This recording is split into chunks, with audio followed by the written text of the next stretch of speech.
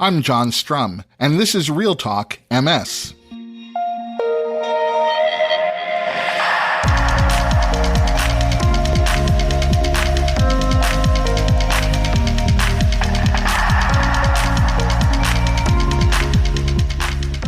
It's April 5th, and we have a lot to talk about. And today we're talking about a treatment for MS that we don't often hear about. But for some people living with MS, hypnosis has proven to be effective in managing the chronic pain that often accompanies multiple sclerosis. Joining me to help us better understand how and why hypnosis should be given careful consideration when you're thinking about symptom management is Dr. Mark Jensen. Dr. Jensen is a professor and vice chair of the Department of Rehabilitation Medicine at the University of Washington. He's devoted his career to the development and evaluation of effective pain treatments with a focus on hypnotic interventions. But before we get to my conversation with Dr. Mark Jensen, there are a few other things that you should know about. Our brain and spinal cord are protected from microscopic organisms or dangerous substances that can travel in our bloodstream by a membrane called the blood-brain barrier. This membrane is made up of highly specialized cells that line the very tiny blood vessels in our brain. And the blood-brain barrier is extremely good at doing its job of preventing substances from crossing from the bloodstream into the brain and regulating which molecules can pass through into our central nervous system. Most of the time, this is a really good thing. You don't want toxins that may be traveling in your bloodstream to be able to infiltrate your central nervous system. But it's not such a good thing when you're trying to treat something in the central nervous system, like demyelinated nerve fibers that are the result of MS. Then the blood-brain barrier stands in the way because, unfortunately, it does an equally good job of keeping potential treatments from being delivered directly to the brain. Researchers have spent a lot of time looking for ways that treatments for MS and other neurological diseases can be delivered directly to the brain, and a multinational research team may have found a way in. Those specialized cells that make up the blood-brain barrier are called endothelial cells, and the researchers were able to identify a specific protein that binds to a specific receptor in these specialized endothelial cells. And when the team blocked that protein and kept it from binding to that specific receptor in those cells, they were able to penetrate the blood-brain barrier on demand. I'll admit that this is pretty complex science, and if I tried breaking down all the details associated with this process, this would turn into a very long conversation that would still be pretty complex. But the very significant takeaway here is that if this process of blocking this protein from binding with this specific receptor in these cells, if that whole process could be engineered into a disease-modifying therapy, it would be a game changer, opening up a whole new therapeutic channel.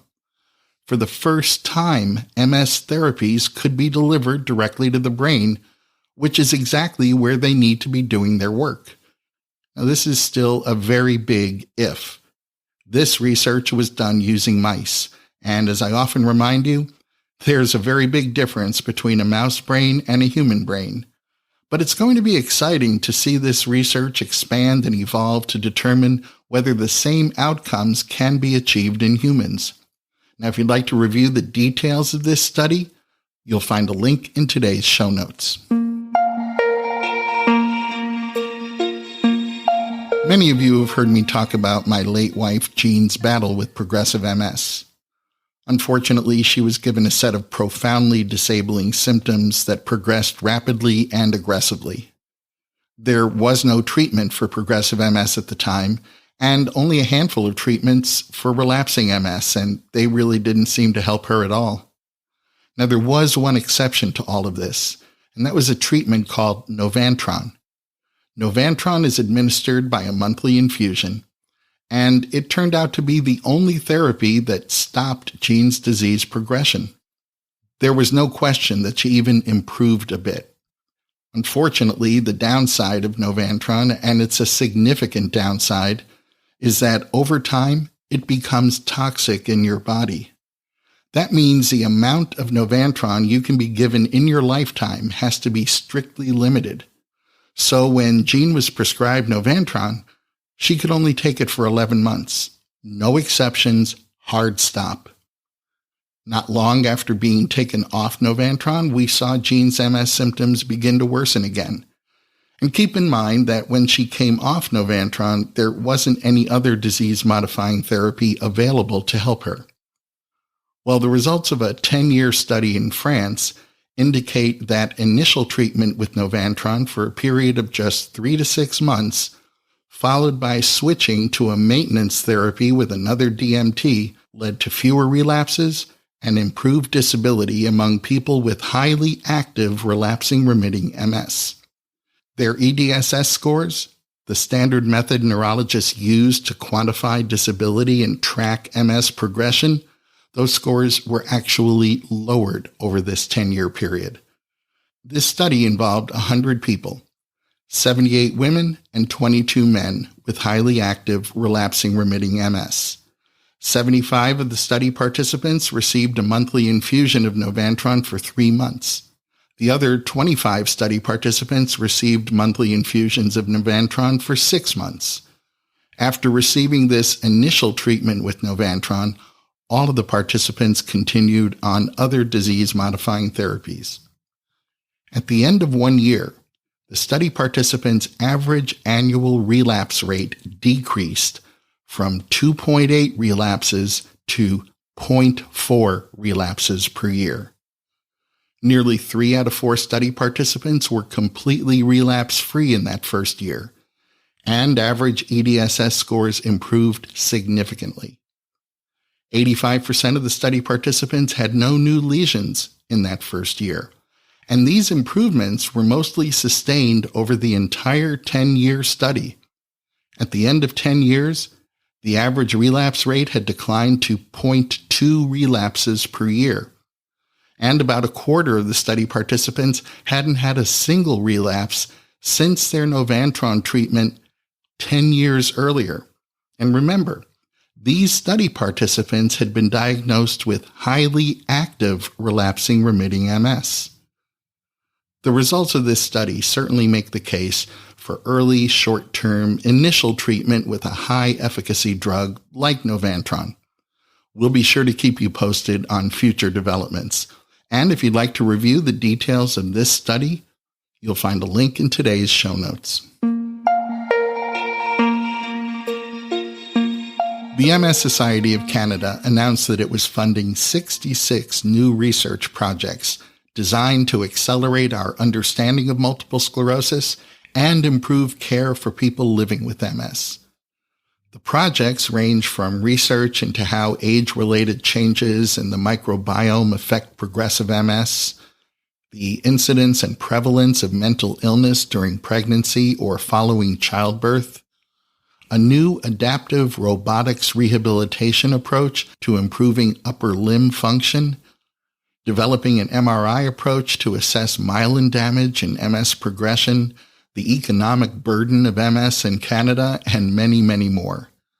The rate of scientific discovery is accelerating, and that's very promising news as we see these 66 new research projects all get started. If you'd like to review each of these projects, you'll find a link in today's show notes. A Kessler Foundation research team has published the results of a survey of the emotional outcomes of people living with MS during the COVID-19 pandemic. And those survey results reflect a large number of people living with MS who are dealing with depression and anxiety as a direct result of the pandemic. In this study, the research team surveyed 142 individuals with MS who had previously reported the status of their emotional well-being in a national online survey. The information in this previous survey allowed the researchers to see a pre-pandemic emotional baseline for each of these individuals. Now, in this new survey, The participants were asked to assess their current level of depression, anxiety, loneliness, and the perceived impact of the COVID-19 pandemic. 54% of the participants reported new depression had developed during the pandemic, and 33% of the participants reported new anxiety had developed during the same time period. Increased loneliness was reported by every participant who reported experiencing depression or anxiety. I have a strong feeling that the mental health hangover from the COVID-19 pandemic may be one of the most overlooked but lasting changes that COVID-19 has inflicted upon the world. Living with MS can be stressful and isolating all by itself. It's easy to understand how adding the additional emotional burden of spending 2 years seeing every aspect of life turned upside down could easily interrupt someone's emotional equilibrium. If you're experiencing depression or anxiety, it doesn't have to become your new normal. It's more important than ever to make sure you're practicing self-care or reaching out to a professional to get yourself back on track. There may not be a cure for MS today, but there are effective treatments for depression and anxiety. Please be sure to contact your doctor, or you can contact one of the National MS Society's MS Navigators if you're in need of a referral to someone who can help. You can reach an MS Navigator by calling 1-800-344-4867 or by email at contactusnmss@nmss.org, and you'll find that contact information in today's show notes. We've all seen or heard about a hypnotist on stage or on TV who gets people in the audience to behave in all kinds of outrageous ways. Well, there's a real question about whether what we're seeing is even hypnosis at all. The reality is that thousands of people get real treatments from trained, certified hypnotists for a variety of illnesses and ailments.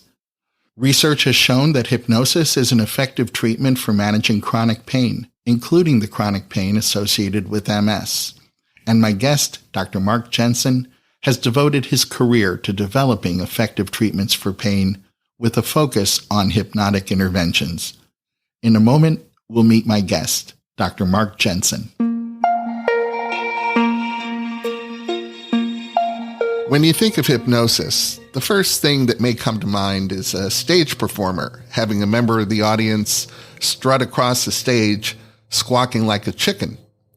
But despite the myths and misconceptions, hypnosis is a very real process that can be effectively used as a therapeutic tool.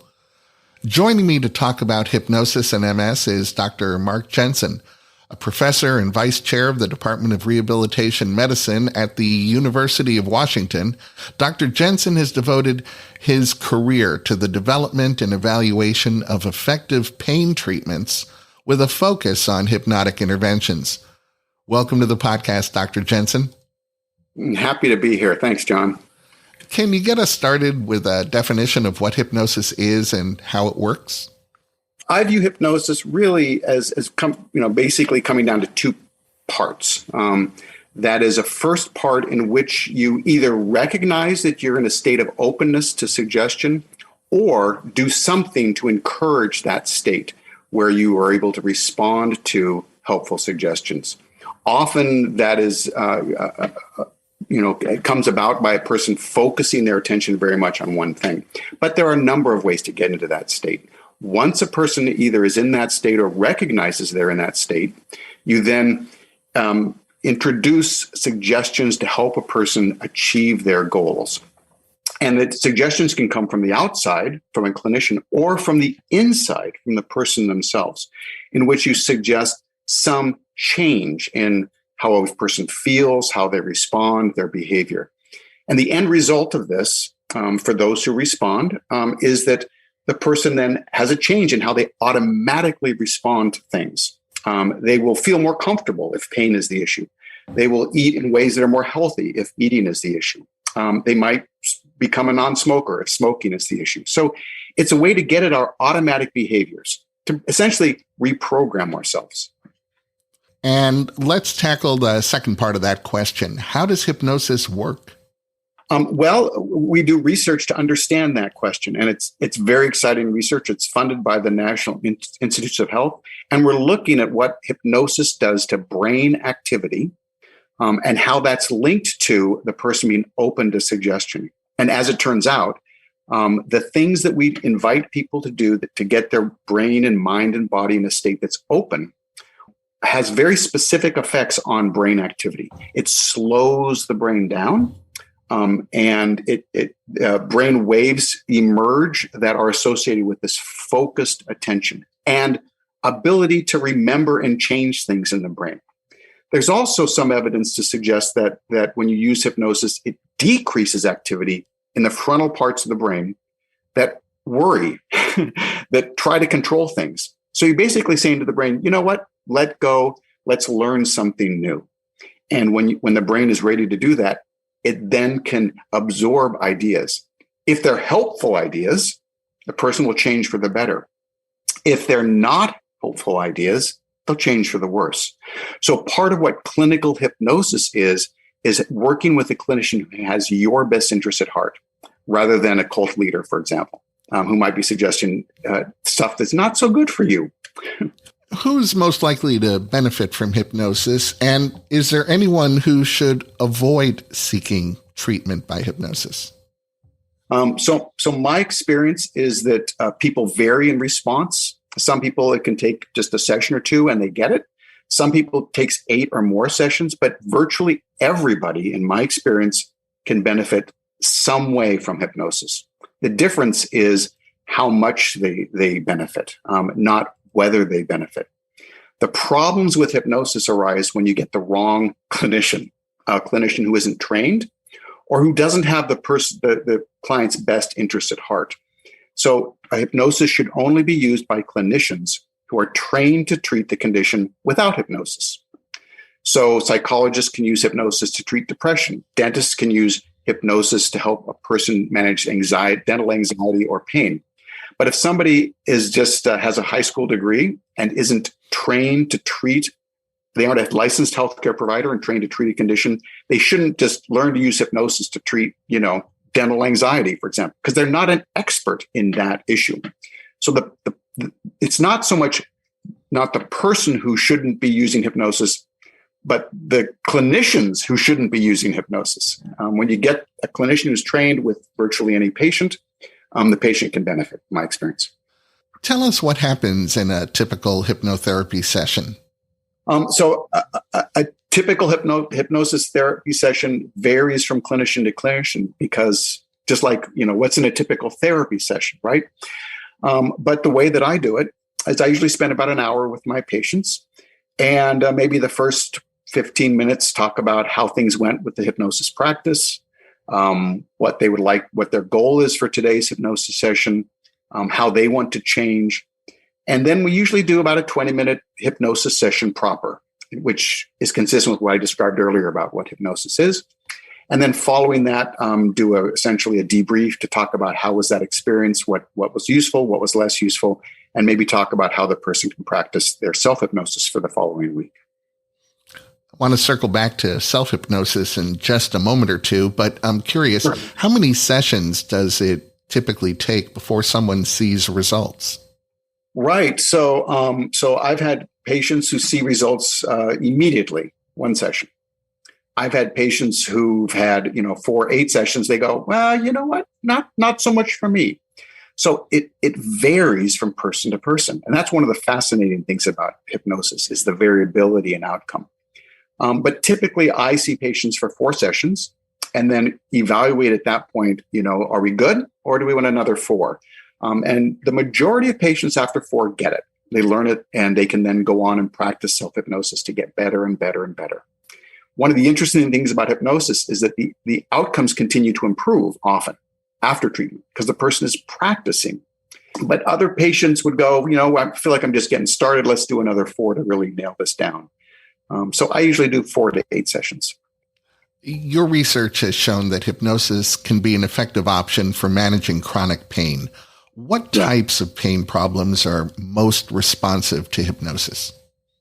But in my experience, that certainly varies as a function of pain problem. So people with spinal cord injury pain, it's very refractory to treatment. About 1 in 5 report clinically meaningful decreases in their usual pain. I should add, though, that even among those who don't find clinically meaningful decreases in average pain, the majority can use hypnosis as a tool to feel better right now, like a pill. It just doesn't linger beyond a few hours. But it's harder for people with spinal cord injury. People with multiple sclerosis, it's about 50% whose kind of daily average pain decreases clinically with hypnosis. But again, most can use hypnosis to feel better right now if they want to, and it lasts for a few hours. People with phantom limb pain, about 60%, headache, 80%. But again, the side effects of hypnosis are amazing. Often people say they're sleeping better, they feel more calm. So even when they don't feel a reduction in pain intensity, they say it bothers me less. My life is better. So these are people who continue to use hypnosis even if they don't see this large decrease in their average pain. And this may be a related question to something you just said. I was going to ask whether you found that hypnosis is effective in managing other MS symptoms besides pain. Absolutely. We're doing a study now funded by the National MS Society to look at the effects of hypnosis for managing fatigue. And in our pilot work, we found that it had significant effects. The people who used self-hypnosis for fatigue management liked it. They practiced with it. And so fatigue is another big one. Sleep problems. One of the big in our pilot study that looked at using this for fatigue, one of the other effects was significant improved sleep as a side effect. Basically, anything that the brain creates of our experience, you can use hypnosis for. And among the typical symptoms of people with MS, fatigue, sleep problems, pain, it definitely should be, in my view, a first-line treatment. Not something to try when other things fail, but something to work right away because the side effects are so positive. A moment ago, you mentioned self-hypnosis. I'm curious about that. How do you train someone to hypnotize themselves? Right. So really, it's a matter of recognizing when you're self-hypnotizing. We all go in and out of these states of openness every day. It's a natural state where the brain and mind is able to learn something new. And so what you teach people to do is recognize when it's happening, when we're in that open state, and do some tricks and things to gently nudge it along. And then when they are in that state, then give themselves self-suggestions consistent with their goals, that they will sleep very well that night and every night, that they will feel more comfort, that they will respond to food in healthy ways consistent with their health goals, that they'll just feel better. And when we get these ideas and thoughts in our head automatically, we then respond and feel better. Cognitive therapy, which some of your listeners may know about, does this through logic, talking with somebody and logically challenging their beliefs. Is that really true? No? What's a better belief? With hypnosis, you go into the unconscious and you change the belief with the person's permission. And that's the key. You're using hypnosis to help a person achieve their own goals. That's clinical hypnosis. Different than stage hypnosis and the hypnosis you see in movies as plot, where you're working against the person to embarrass them or worse. Well, let's talk about some of that stuff that we see on TV and in the movies, because I think some mythology has been created around hypnosis that really misinforms us about its clinical benefits. For instance, does hypnosis cause you to forget what happened while you were hypnotized? Many patients are very surprised at the end of a hypnosis session to say, I remembered everything. And they say, I don't think I was hypnotized because I remembered everything. And sometimes people are so focused on the experience that they don't remember the details. But more often than not, people remember everything. just like day-to-day function. If you ask yourself, what do you remember during the day? You remember some things and not others. It's because hypnosis is not a special, unique state. It's a natural state. So you don't necessarily forget or remember more with hypnosis than you would in other states. Well, I think I know the answer to the next question based on what you just said, but I think it's important to kind of tackle some of this head on. Can hypnosis cause you to do things that you don't want to do? Absolutely not.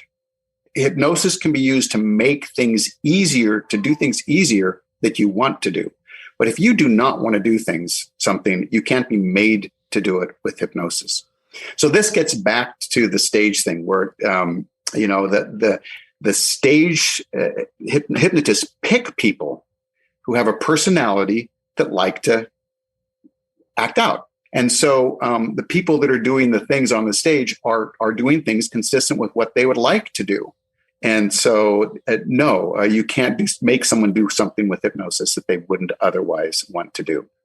What about folks who believe or say, they can't be hypnotized, that hypnosis only works on people who are mentally weak or less intelligent? The research has been done on that question, and hypnotic responding is unrelated to intelligence. So it has nothing to do with intelligence. It is associated with certain brain structure. People who are more able to respond to hypnosis more quickly have more white matter in the brain. More of the brain parts talk to each other. They have more control over their brain. Hypnosis is about self-control and self-management. And so weak-minded, no, because it takes a strong brain to be able to do this. But everybody can learn to do it in my experience. For some, it's just easier than others.